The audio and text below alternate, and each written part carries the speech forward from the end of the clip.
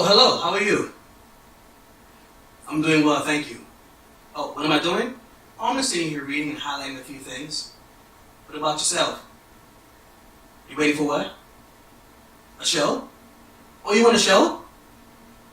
Why didn't you just say that? Let's go do a show. Come on, let's go do a show. Come on. Well, folks, you wanted another show? Well, here it is. Please help me welcome Assistant Principal, Mr. Jason Rogers. How you doing, guy? Oh, well. Good to see you, good to see you, good to see you. Listen, I want to thank you so much for being on the show. Appreciate that. Before we start, I want to thank you for all that you do. Folks, it's not easy doing what we do in education, but we do this because we want to bring change. We want to make sure students are living their best lives. So that's why we do it. So thank you so much for what you do. So there are many reasons why people enter into the field of education. Mm-hmm. I don't know why I actually entered into it, but I'm here. So what made you decide to enter into education, become an educator? I tend to have stories about everything. So I can remember a time when I was in elementary school. We were doing an activity where everyone was kind of deciding what they wanted to go to college for, what they wanted to do when they graduated college and their professional careers. I can remember everyone writing down like feverishly what they wanted to do, and there was a picture to go along with it. And the teacher was going student by student, kind of checking in on them, having quick conversations. Yeah. And as far as I know, every conversation that I heard, it was positive. It was positive feedback that the teacher was giving. Nice. So when it was my turn, I already wrote down that I wanted to be an educator. I was really looking into being a teacher because I like working with kids. And I was told by that teacher that that's not really realistic. It was something that, I need to reach or do something that might be more attainable, in other words, or less. And she said, maybe you should think about doing something with your hands. And at that age, I was mature enough to kind of understand where she was going, but not fully.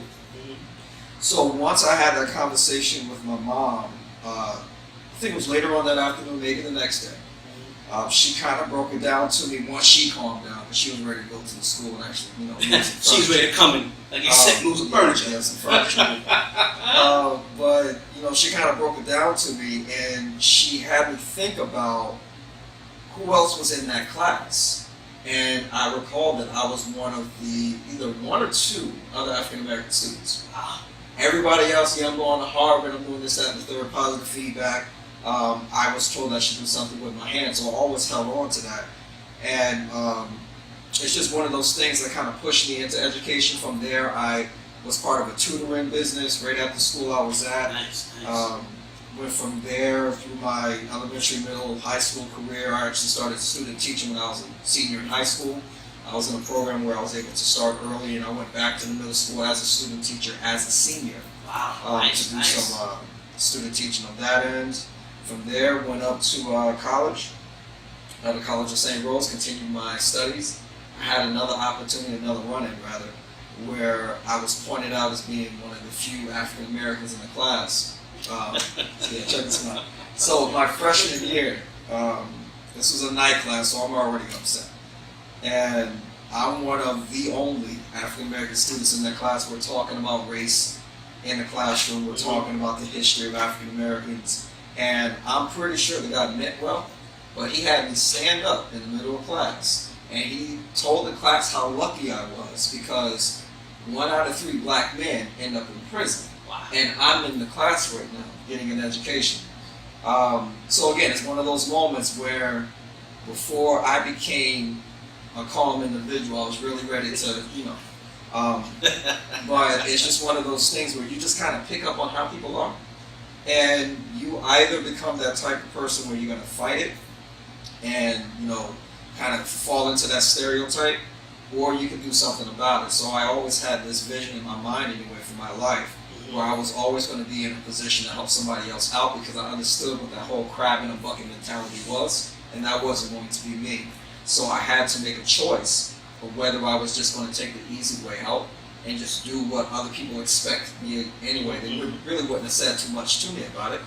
Or can I position myself to be, or at least have a little bit of power so that I can influence others, and understanding what that meant, because that in itself is a lonely road. and you're going to end up turning people away that used to be close to you because they don't really understand what you have to go through in order to achieve that goal. So that kind of pushed me that way. I graduated college. I got a master's, and I got another master's. I got 2 masters, and then I got a certificate of advanced study. Because in the back of my mind, I kid you not, I kept remembering that teacher from way back when I was a kid. And every time I got a degree, I went back to that teacher downstate, and I said, look, this is what I earned. And then I went back after my next, this is what I earned. And that was my fuel. It's not the best type of fuel you can have, but it was fuel nonetheless. This is why, even today, I can sit comfortably in saying that I really don't care about other people's opinions if it's not really in line with the vision. So if people have a vision for my life that's different than mine, I can care less about what they think or what they say. Absolutely. Because right now it's about me and mine. I have kids who come behind me, my own children, that if I don't do what I need to do, they're going to deviate from that path and they won't have the same choices I have or proceed to kind of take another step in the right direction. So I look at it that way. It's not about me. It's never been about me. A lot of people can't handle that burden. Yeah. Back at you. He's making things happen. That's what you do. So let me ask you, when you think of all of those things you just now said, what does education mean to you?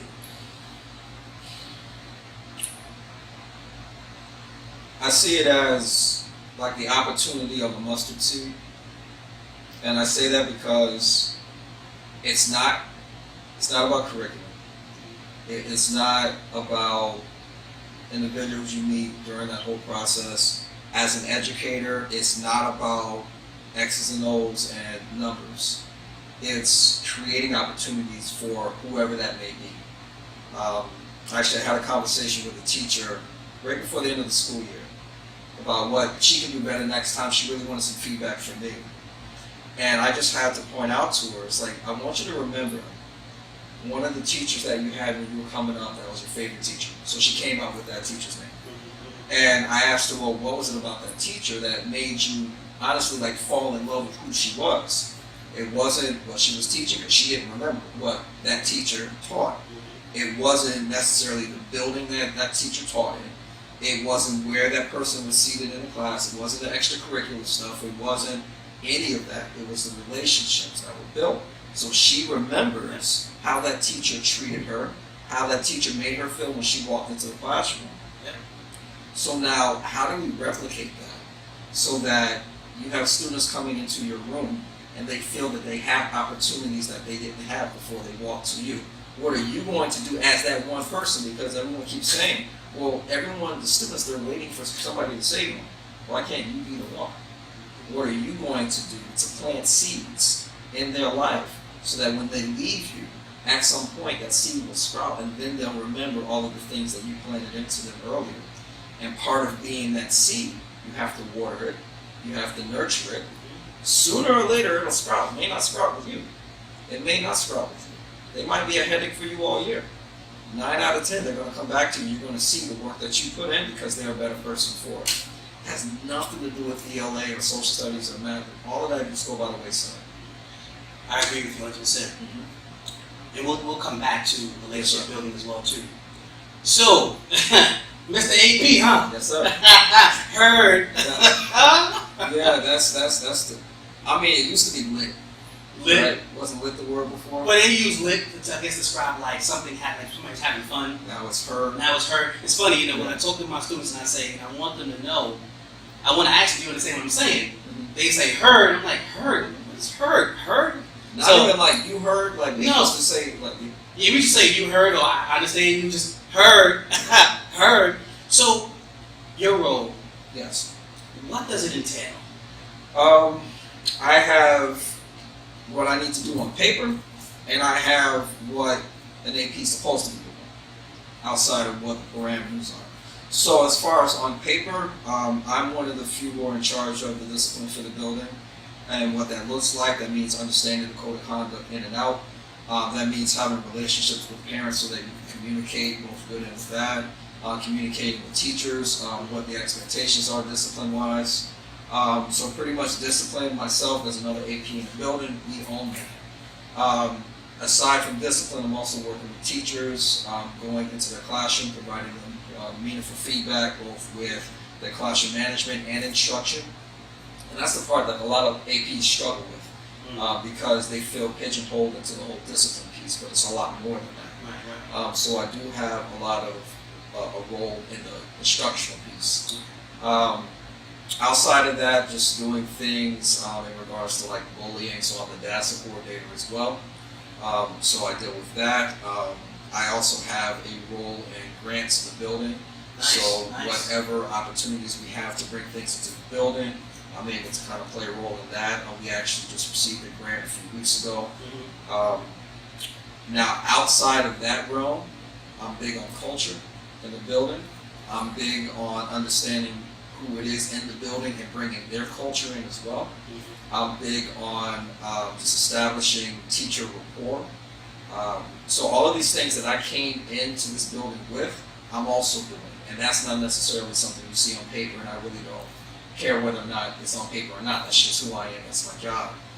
So what that means is that I'm big on students having a voice. So we started a student leadership team. Student leadership. Student leadership team. So the oldest students in the building, which are 6th graders, I have a collection of them that I'm looking at both academic and behavior, so they don't have to be strong academically. They don't have to be the best behaved student, but they have leadership qualities and capabilities. We sit in a room together once a week. We look at what we do as a school, but from their point of view, and try to fill in holes. So what can we do as a building to better support not just the students, but the staff overall? They have opportunities to meet senators that kind of frequent the area. We usually go to the state capitol, have conversations with them. Different stakeholders in the community they're constantly having conversations with. I have them like mentor some of the kindergartners we have in the building. They were working on like getting us some playground equipment. So they have a vital role as far as their voice and what they do in the building that I pretty much spearhead that. And then just besides that, you know, it's assistant principal, but it's just another principal in the building. So I don't have as many responsibilities as the building principal, but I am another principal in the building. So everything that the principal would have to do, if she's not here, I'm doing everything. And that looks different per day. So it is a lot to it. It's a lot of responsibility, but I love it. I love every aspect of it. It gives me an opportunity just to be in front and have my voice heard, because the best thing you can do as a leader is not just articulate your vision, but actually have people believe in your vision. You can see that, and you kind of see the steps that you take, and you know the movement. It never goes as quickly as you want it to, but you start to see the traction, and that to me is the best part about it. The best part about it. You know, there's a lot of talk about the lack of African Americans in education. So what is it like to be an African American male school administrator? I have for a long time, before I was an administrator, before I was a teacher, I've always pushed away from being that person with the soapbox, being, you know, I had the platform. I never wanted that for me. I never wanted to be the voice, because even however I feel, I don't have the same experiences as another black man. Right. At all. Even in education, we don't have the same experiences. So for me to be the voice of everybody, that never really, you know, I always push away from that. But in everything, you got to find the opportunity. So in the district where I work, there's only a handful of African American administrators, even less so African American administrators who are male. I believe there are 3, including me. So with that platform, what can I say that's going to be meaningful, knowing that I have people who are looking at everything that I do, not even negatively, but I got kids looking up to me. So what can I do? A lot of people don't like that type of a platform. They don't want that type of a platform. They'd rather just be seen as an administrator. But I'll be the first one to tell you, I am a black administrator. I am a black male administrator. I'm an African American black male administrator, and everything that comes from. So I know the good, I know the bad, I know the ugly, but I also know that there are some things that I can empower these kids with. I know that whatever percentage of kids in the building who look like me, they look up to me, They need to see me in a role that I'm in. They need to see somebody who looks like them in a different light is more than important, and honestly, it's just as important as to what they're learning in the classroom. So, it's empowering. And again, I can't say everyone's okay with that burden. Everyone's not okay with that burden. A lot of people would rather just kind of shy away, kind of just fall back. They don't want to be seen as their skin color. This is who I am. And I'm very unapologetic for who it is that I am, because it's not something that I question. I know who I am, and I can sit pretty every night and say, listen, I did the best that I could as a Black male, African-American male administrator. I did what I had to do, because at the end of the day, it's about the kids. I'm sure you guys are hearing this live and uncut. So, you mentioned that you work in a district school, and then there are charter schools out there. So, in your opinion, is there a difference between a charter school and a district school? Yes. He said yes. Yes. And here's the thing, and I know it's just me. I know it's me. I'm just throwing myself out there. I don't really. You don't have to. It's whatever. I'm not too big on unions, even though I see their place. I was chartered for 12 years. I worked in a charter. I worked in charter. I started with being a 5th grade social studies teacher. I taught 5th, 6th, 7th, 8th social studies at one point, just going through the years. Moved up to high school, charter high school for girls, where I taught every grade level, some aspect of social studies, whether it was global or what have you, global studies or what have you. I did administration briefly in the charter school, then I did administration in the district school. To me, it will always be about the leadership in the building, not necessarily the label. I care less about labels. I've had good charter administrators. I had some terrible charter administrators. I had some charter administrators I wouldn't mind not seeing again.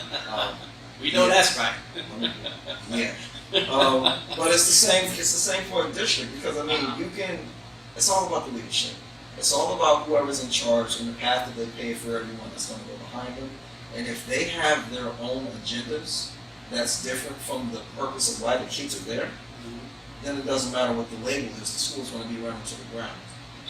There are some things I definitely picked up in the charter world that I replicate in district schools, in the district school where I'm at, as far as building culture into the building, as far as looking at consistency throughout each grade level, looking at how the whiteboards are set up.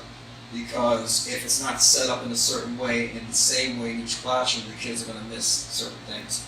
As things like their do now assignment, which I picked up at a charter school, where the first 5 minutes are silent, they're doing something quickly, the teacher can go around and help establish a relationship between that kid one-on-one, checking their homework, whatever the case is. I brought that into a district school where some teachers kind of knew it already, but it wasn't consistent throughout the building. So now the conversation was, as a school, and I never said district school, as a school, how can we make it so that it's consistent throughout the building, because we know the benefits of this type of assignment, starting out the first 5 minute assignment, knowing that transitions are always an issue. How can we make it more consistent? And then that traction gained a little heat, and people started to get it. Then they saw the data behind it, so then we were able to move in that direction. With district, there's more red tape. There's a lot more red tape. But again, it's there. It's the first thing you notice. They put it on the actual contract, red tape. But just the type of person I am, I'm not a politician. I won't pretend to be one. Certain things I just don't care about. If it's not about the kids, don't talk to me about it. If it's not about the kids, it's always about the kids. Yeah. So let's talk about culture, since you mentioned culture. Many schools are now implementing new frameworks, if you will, to try to improve or create that positive school culture. What are some of the things that you do to create that positive school culture? We have school systems in place, like a PBIS. Is it PBIS? Yep. Great framework. Yes. So we have PBIS. We have, outside of that, our different staff members in the building. They kind of spearhead committees to do things related to school as well for the kids. But that's honestly a thing about culture, something that the building I'm working in, we are struggling with because we have a lot of teachers who don't necessarily buy into the importance of it. So there's the district framework of PBIS. There's different things that we can do. We can hand the tickets out. We can definitely make sure we reinforce positive feedback with the students. We can make sure that we're looking out for their personal welfare. But again, across many schools, if they don't feel that dealing with a holistic child is important, then they'll just stick to the X's, the O's, the curriculum, and kind of put everything else to the wayside. So culture is a struggle right now, but again, from where I'm from, I knew how that operated. I knew the ins and outs. I knew the importance of it, and everyone bought into it. So again, that's just another niche that I have, that in my role I can definitely take some leadership on and push the school in that direction. And honestly, we just had this conversation a little while ago with a few of our teachers. That is the next step for us. Curriculum is fine. We can always show growth in that area, but that's going to be what it is. How can we establish a strong enough culture so that when a kid comes, and I use this analogy all the time about the invisible book bag. You said the invisible book bag? The invisible book bag. So when a kid comes to school, they're carrying this invisible weight on them from everything that they're dealing with outside the school. Probably some stuff they're dealing with inside the school. But it's on them. How do you create a culture in your classroom to where they feel safe enough to take that off? And then they can sit in the seat and just be them. That is the goal, and that's always going to be the goal. But then I take it a step further, because there's research on that. How do we make it so that the teachers feel comfortable enough to take that weight off of themselves? And they're coming in with a whole bunch of stuff, including their own biases. So how do we remove the weight, all of the outside stuff, the stuff that they're dealing with in the community? I mean, what, kid was just shot and killed the other day? Yeah. I mean, I got family members that go to the school. How do we make it so that they feel safe enough in that classroom to take that off? That conversation is tough for a lot of teachers because then it's not about curriculum. It's about the kid. And how much time do you invest in that issue, knowing that as a teacher, which is real, you're under the gun as far as curriculum, as far as showing growth, as far as like NWEA, which is their growth scores over the course of the year. The students have to show a certain proficiency in the state exams. How do you still know that that's important, but also deal with what the kid is really going through? This structure of the school and what we do, including PBIS, this is not reality for a lot of our kids. It's not the reality that they live in. They come here for a few hours and then the reality is outside the walls. Yeah. How do we create a culture and an environment where that's still going to be what it is, but they feel safe here and they know the rules, they know the expectations, they feel safe, and they're going to get rewarded in different capacities. That's not an insult to their culture, because we also know about the whole carrot mentality as far as handing out a carrot for a reward if they do this. If you sit in the chair, I'll do this. We have to shy away from that. So again, just kind of going back, it is a struggle, but it's a struggle that we don't deal with alone. We share the same struggle with many schools across the country. But for my school, what do we do so that a kid feels safe? Let's start there. And once you build that classroom culture, including PBIS or whatever system you want to call it, then we can move on to the next thing. It's deep, folks. It's deep out here. See, you know what it's time for. Really? You know what it's time for. You know what it's time for. It's time for a WWTA moment. All right. What was that about? Moment. Let me set the stage for you. So we're backstage getting dressed for the show, and I'm looking down the hallway and I see Mr. Rogers, and all I see from his back is him doing this. So in my mind, I'm like, is he doing the Millie Rock? Is he dancing? What was that about? So what was that about? First of all, I am a grown man. I don't really rock. I stick to my two-step.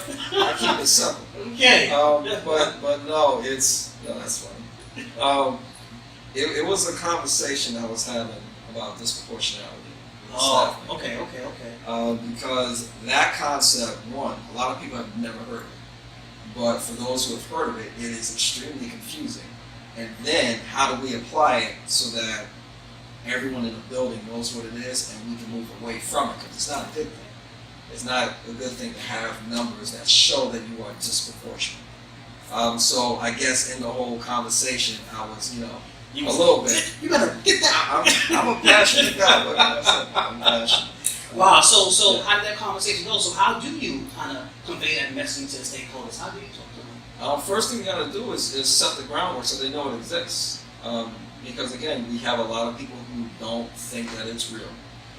So just in a nutshell, disproportionality is where if you have a certain percentage of a ethnic group in a school, let's say African Americans. Okay. If you have overall school population of about 45% African Americans, but if you look at your referral percentage, all the students that receive referrals, if it's above 45%, because again, the student overall is 45%, but if it's above 45% of students receiving a referral, that's disproportionate. Because we have a higher number of African American students receiving referrals compared to the actual number of students in the building. Whereas if you have 45% African Americans, but then you look at your discipline numbers, you're at around like 30%, that's proportionate. That's what you want. You never want your discipline numbers to be higher than the actual rate of that type of student in the building. Because if that's the case, then what we're saying, all of like the analytics aside, we're saying that there's a large number of African American students being sent out of a classroom. Why? It could be just in general for whoever that applies to. People are getting into fights, people are doing whatever things that you have to follow up with the code of conduct. You have to. But at the same time, can I sit comfortably in saying that there's not a bias with African American students in the classroom? That if a student does one thing, he's sent out versus a white student doing the same thing, and we try to triage it in the classroom. Am I comfortable enough to say that that's not happening? No. So then the conversation always goes to bias, it always goes to racism, it always goes to the prison, school-to-prison pipeline. And that in itself, that's the struggle, because a lot of teachers don't want to deal with that. A lot of teachers feel, not just teachers, administrators, educators in general, but they feel that once you go that route, now we're being personal, and now we're attacking character, instead of going back to the reason why we're having a conversation, dealing with the kids. So, I mean, I have this conversation with my building leadership team, ongoing conversation, but we have this reset, where we show the numbers of where we were for the school year. And we kind of saw that, we're still disproportionate. There's some things that we need to do. But I'm not going to say that it's all bias. I'm going to say, we're dealing with, especially this part of Albany, we're dealing with a culture, with African American culture, where you respond differently. I know when I was a kid, my mother told me if somebody's messing with you, you get them before they get you. That's what Mama said. Handle yours, right? So am I going to listen to an administrator telling me just to accept the fact that I'm getting beat up, or am I going to handle mine? I'm going to handle it. But then I'm going to receive a referral for it. So how do I communicate that that's part of the culture, that people are being taught this and they have to choose between what Mama says and what the administrator says, but at the same time give them opportunities to understand that they can't do that here. And the consequence does not have to be a referral. How can we provide what's needed instead of thinking we have to be punitive? And that, there's no one answer. There's never going to be the one answer. There's no simple solution. But that's the lift. That's what everyone needs to focus on. Otherwise, those numbers, that's disproportionate, will never change. I mean, it's crazy to me that if you have 75% of your overall discipline referrals, one ethnic group, that means there's a problem. And it cannot be ignored. So what are we going to do?